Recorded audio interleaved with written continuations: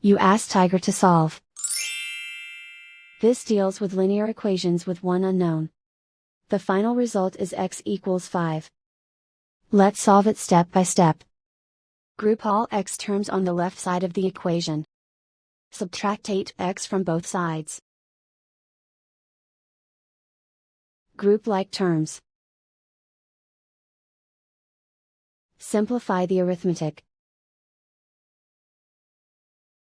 Group like terms.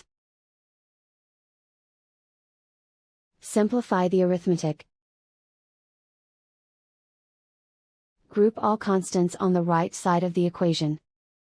Add 12 to both sides. Simplify the arithmetic.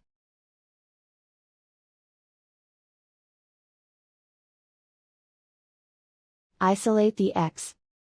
Divide both sides by 3. Simplify the fraction. Find the greatest common factor of the numerator and denominator.